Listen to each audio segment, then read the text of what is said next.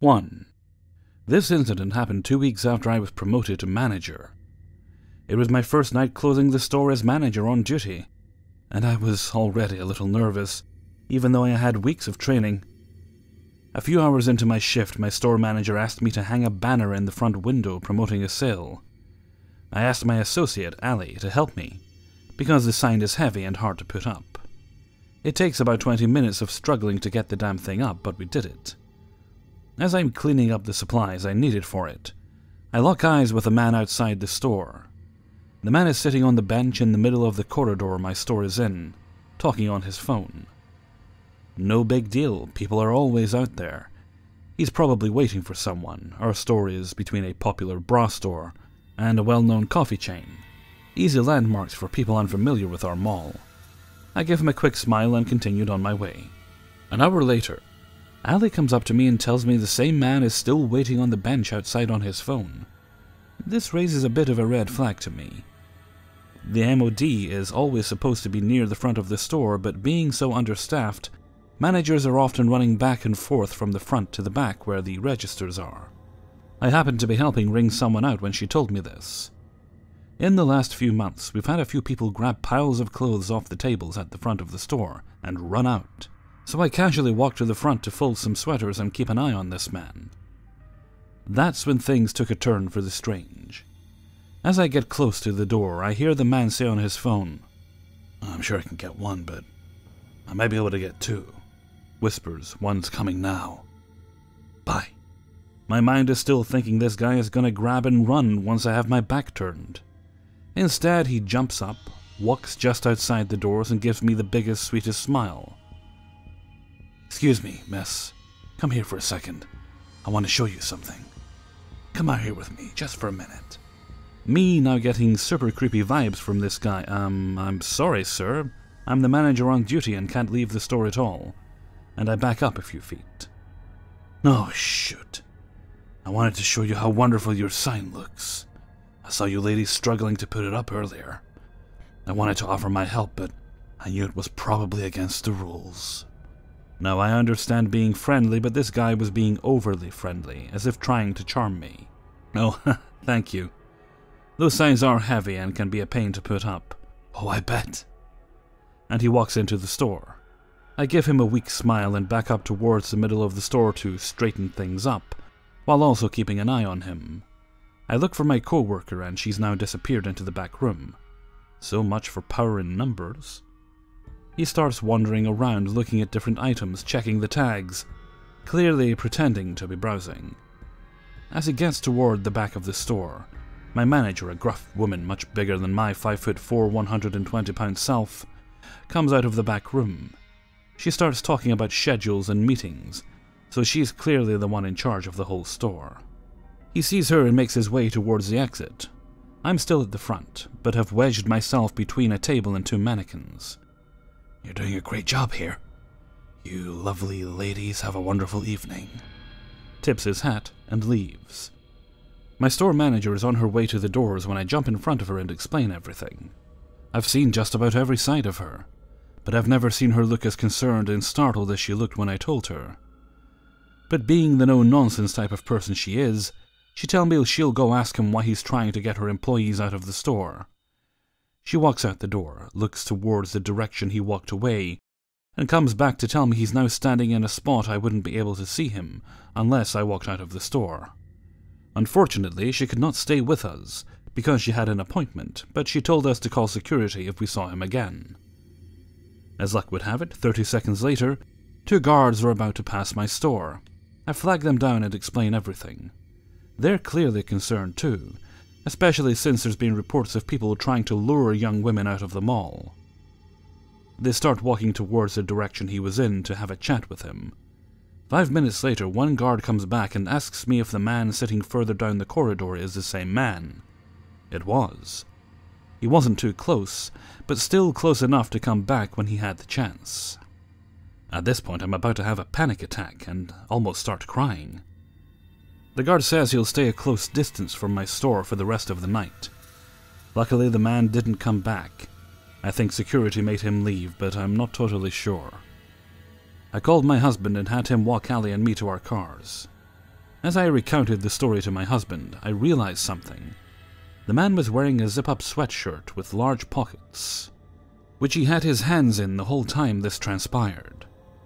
I firmly believe if I walked out of the store, he would have pulled a concealed weapon or something to get me to leave the mall quietly. Deep down, I know if I was stupid enough to walk out, I never would have walked back in again. So man that tried to lure me out of the store and potentially kidnap me, let's never ever meet again. 2. I went to high school in a fairly small town. During my high school years, I had a few classes with a girl named Cindy.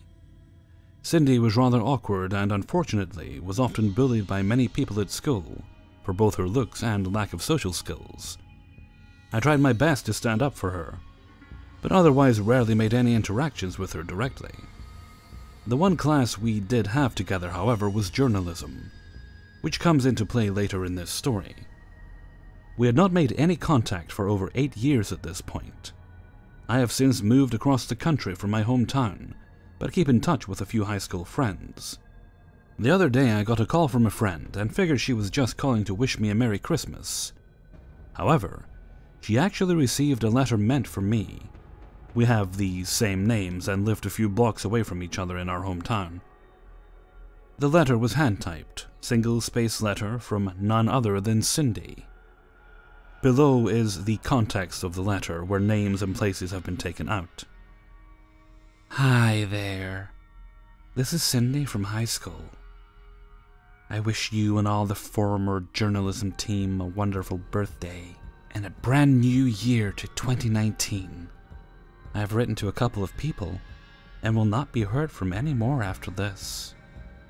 I will not be attending the reunion for a lot of different reasons. First and foremost, I moved. I'm going to school in January to become a CDL truck driver, and then after a few years, I'll move again or work in the oil fields, depending on how good the money I make is. I'm hoping to retire at 40. I have never worked a day in my life, and I understand how someone might have issue with my ambition. Even though they spoke badly of me, they also did with a few other people.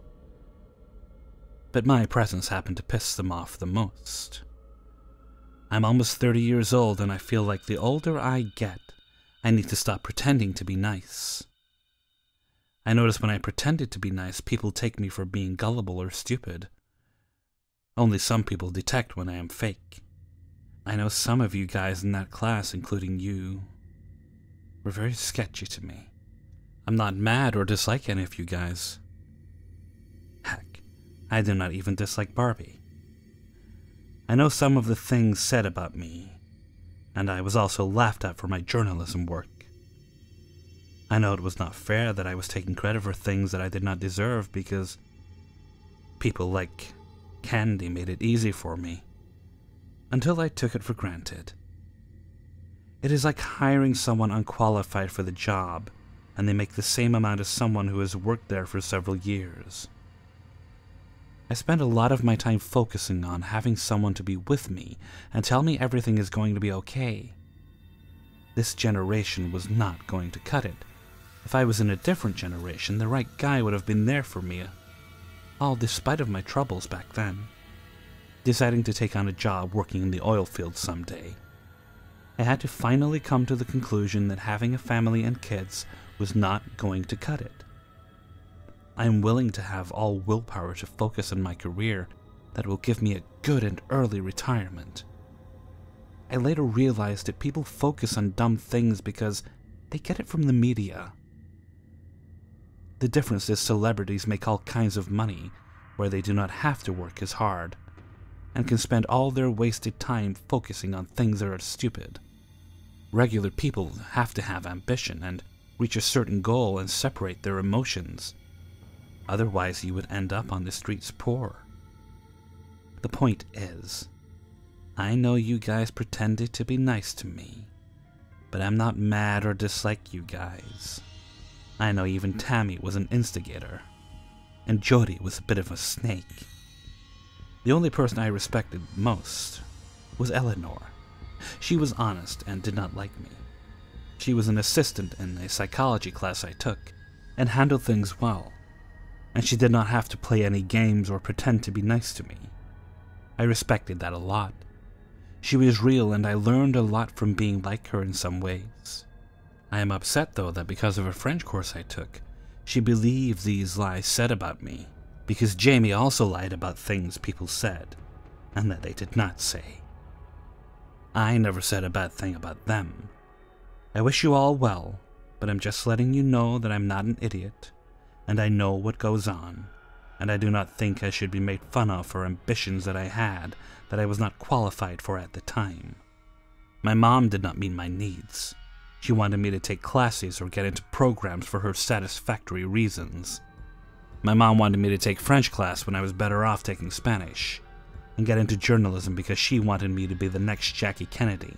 The difference is, Jackie Kennedy came from a high-class family and was taught manners at a young age. Recently, I met up with my younger sister, and she admitted that our mom did not teach us very much. My sister does better than me because she is younger, and had to see my mistakes, and she does not have ADHD like I do. But she does get panic attacks once in a while, which I only know that if I'm paranoid, on the wrong weed that I smoke, or if I get a bad trip. I'm tired of people laughing at me and not taking me seriously. I'm glad I moved out of that place because people made me feel like I was not enough for society, and that whenever I ran into people from school, they would be hung up on things that I did when I was 16. People tell me to let go of the past, yet I had to deal with Allie, who would ask me dumb questions like if I ever had a boyfriend, or in a nasty tone ask me if I'm Jewish.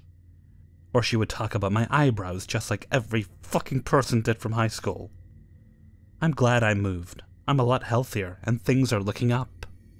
What is so unsettling to me is how manic and all over the place it is, and why I was chosen to be sent this letter. No one else mentioned in the letter was sent one. We did some research and reached out to her sister, and she said she was still living in the town over from us, not where she said she'd moved. The return address links back to a UPS store. Maybe I'm overreacting, but Cindy, let's not meet again. Update. Another girl I went to high school with also received a letter and posted a status about it. She lives across the world, but I asked her what hers said, and I'm waiting on a response. 3. My dad was at my house fixing a few things, and my 2 children were already in bed. As any single mom would agree, getting to go grocery shopping alone is a rare treat, and I jumped on the chance when Dad suggested I go while he was helping out. Once I get to the store, I quickly realize that I picked a great time to go. Parking lot was near empty, and once inside, I only saw a handful of store workers chatting at one of the registers in the front. Not another customer in sight. Glory be. About halfway through my shopping, I noticed another customer. First one I'd seen. He was an older dude, grey around the sides and wearing what appeared to be hunting gear. Boots, camouflage pants, and a matching jacket. Hat was also camouflage, but a different type than his other clothing. I remember noticing his outfit right away, but didn't think anything else of him. As I made my way through the aisles, I kept noticing this dude would end up in the same aisle as I was. It seemed as though we were the only customers in our smaller local store at the time, or so I thought. How weird that this guy is on the same aisle route as me, in an amused manner. But as minutes went on, I began to notice that this guy wasn't actually taking items off shelves. He didn't have a cart. He had a basket, and that basket was empty.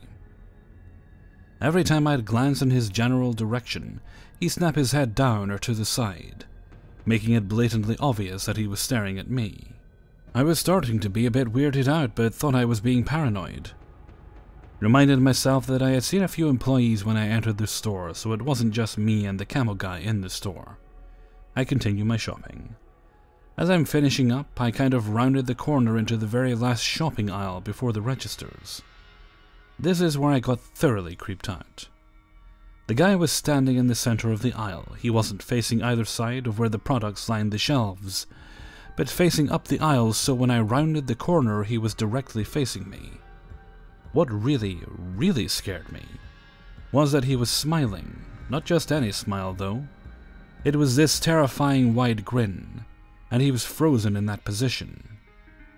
Dead center of the aisle about midway through, with a wild smile on his face and not moving a muscle, like a statue. I looked at him for what felt like an eternity but was, in reality, probably only a few seconds. My brain just couldn't comprehend what the fuck was going on here. There was no way I'd be getting past this guy without having to interact or at least say excuse me. Freaked out as hell, I quickly turned my cart around and decided to make a beeline for the cash registers, down a different aisle. Fuck English muffins and pitas. I wasn't bringing those home tonight. As I get to the registers and begin unloading my groceries onto the belt, the woman standing at the end of the register in the bagging area looked up from her conversation with the cashier and calmly, sweetly asked, "Is everything all right?"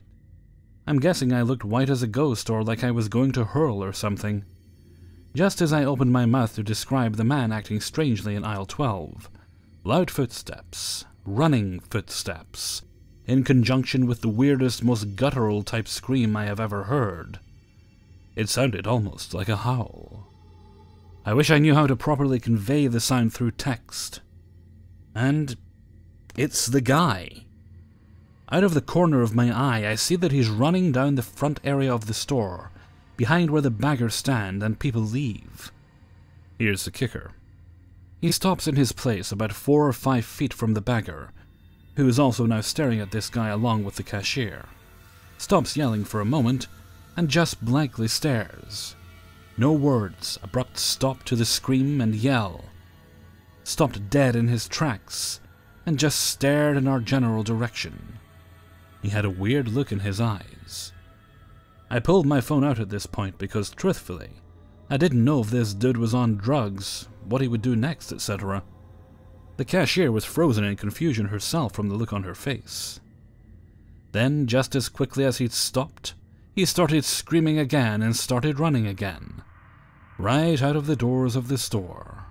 Another cashier got out from behind his register and kind of followed his path, looking out the front window into the parking lot. He turned around and said, "I don't see him anywhere." This would have been only mere seconds after he ran out of the doors. That same cashier walked me to my car, helped me unload my groceries, and watched as I drove away. It was clear he was just as shaken as I was over the howling and the guy's actions in front of the store. I told him about how I'd seen that man frozen in a big, weird smile just before coming to the registers, and he visibly shivered.